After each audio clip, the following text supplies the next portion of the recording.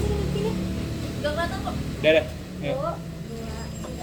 Hai Sobat Edukasi, selamat datang di program acara pendidikan bareng aku Penina Dan aku Bunga yang akan menemani kalian dalam beberapa menit ke depan nih. Nah sebelumnya, gimana nih kabar teman-teman hari ini? Semoga masih tetap semangat ya. Apalagi kalau udah ngomongin soal dunia pendidikan yang gak pernah ada habisnya buat dibahas. Ya betul banget nih, dunia pendidikan tuh selalu punya cerita yang menarik, mulai dari yang serius sampai yang menginspirasi, sampai yang kadang bikin kita senyum-senyum sendiri. Nah makanya di program Suara Pendidikan kali ini kita bakal ngobrolin sesuatu yang super-duper penting tapi seringkali dianggap remeh. Betul banget, kita akan bahas tentang pendidikan anak usia dini. Nah, sekarang kita udah bareng bersama narasumber kita yang mempunyai pengalaman di bidang pendidikan. Sebelumnya perkenalkan dulu ya. Namanya siapa, Kak? Oke, sebelumnya terima kasih ya atas undangannya pada ini Kak Penina dan Kak Bunga. Oke, perkenalkan aku Ratna Rahayul Maria. Betul aku punya pengalaman di dalam pendidikan menjadi seorang pengajar guru PAUD. Gitu. Nah, sekarang kesibukannya akhir-akhir ini apa nih, Kak? Oke, untuk sekarang kesibukan aku fokus kuliah ya. Oke, berarti untuk sekarang hanya fokus kuliah ya Kak? Iya betul. Nah, tadi kan Kakak mention pernah punya pengalaman di bidang pendidikan nih. Sejak kapan sih Kakak mulai terjun ke dunia pendidikan khususnya mengajar? Oke, aku udah mulai ngajar itu sejak tahun 2021 ya. Dan untuk sekarang sudah berhenti karena aku fokus kuliah. Jadi Kakak dulu mulai ngajar dari mulai sekolah atau bagaimana? Oke, untuk 2021 itu aku masih sekolah dan berhenti ketika aku udah mulai masuk kuliah. Jadi aku sempat ada gap year dulu gitu. Jadi di situ dari masa sekolah sampai tahun gap year itu aku ngajar. Jadi ngisi waktu kosongnya dengan ngajar ya, Kak? Kan tadi kakak dari lulus SMA langsung ngajar nih. Ada nggak sih culture shock saat mengajar? Apalagi kakak kan baru pertama kali banget nih terjun di pendidikan. Oke, untuk culture shock sendiri tuh ada ya, soalnya baru banget nih. Walaupun aku suka anak-anak, tapi culture shock buat ngajar itu pasti ada. Seperti kayak kalau sesama teman kayak ngobrol santai dan bahasanya kayak lebih formal, pasti paham ya. Tapi untuk anak-anak itu enggak, jadi bahasanya itu lebih standar bawah lah. Jadi ngomong-ngomong, Kakak kayak terus kenapa sih memutuskan buat untuk terjun di dunia pendidikan?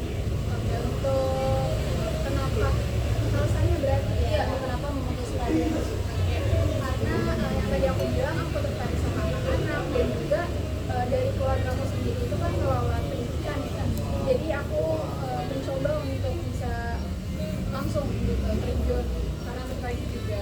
Oke baik, jadi karena dari suku orang tua juga dan kakaknya juga suka anak-anak ya. Oke, karena ini kakak ngajak PAUD yang melibatkan anak-anak, gimana cara kakak ngebonding sama anak-anak? Karena pasti setiap anak-anak kan beda-beda ya kak, ya betul banget. Karakter anak beda-beda dan gimana aku cara bondingnya itu yang pertama ya pasti harus sabar dan juga ya observasi. Observasi penting ya, karena kan dari anak-anaknya beda-beda.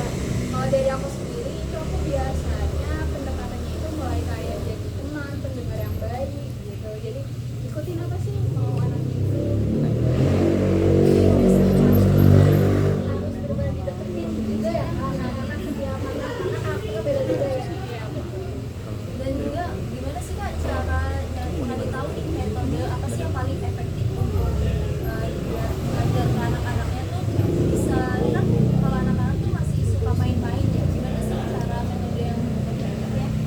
Kalau untuk yang efektif dari pengalaman aku sendiri itu belajar sambil bermain ya, karena anak-anak itu kan masih yang sukanya main apalagi gitu kan. Jadi kayak ya udah kayak eksperimen kayak misalkan apa ya, nyanyi terus pokoknya gerak tubuh, pokoknya libatin anak terus, jangan sampai kayak anak cuma dengerin kita cerita tapi anak masuk ke dalam cerita kita juga. Itu kegiatan-kegiatan ya kak.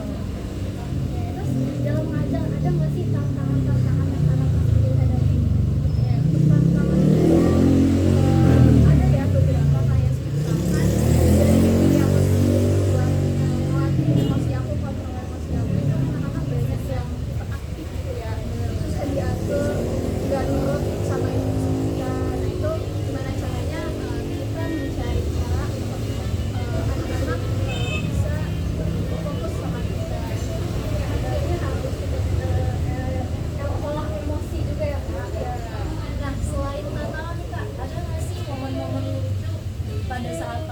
belajar bareng anak-anak?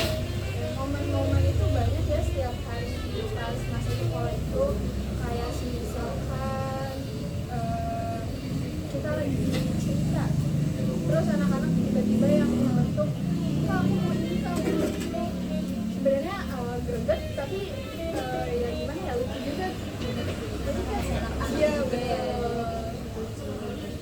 Banyak apa ya, kegiatan-kegiatan, banyak tindakan yang lucu-lucu gitu loh yang anak-anak Kegiatan yang inklusif gitu ya. ya. Betul betul. Nah, untuk kedepannya nih, kakak bakalan terjun di dunia pendidikan atau pengen coba experience baru di bidang lain? Oke, untuk kedepannya, karena kebetulan aku di jurusan psikologi, aku tetap fokus kepada anak-anak, tetap aku masih mengajar, tapi jadi psikolog anak, konseling gitu. Berarti tetap fokusnya ke anak-anak tetap ya.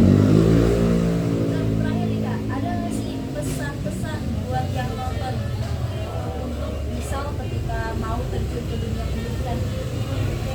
Kalau misalnya itu karena masa takut, masa anak-anak itu masa-masa emas ya, dimana anak-anak itu belajar percaya diri, emosionalnya.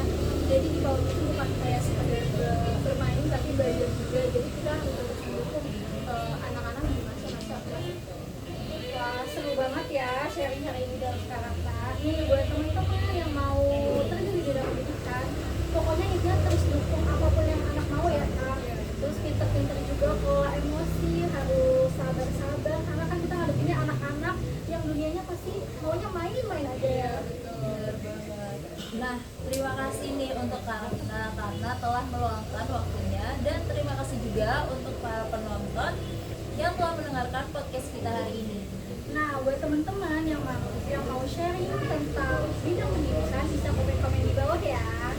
Jangan lupa terus ikutin episode-episode berikutnya di program acara Suara Pendidikan bareng aku Menina. Dan aku Bunga.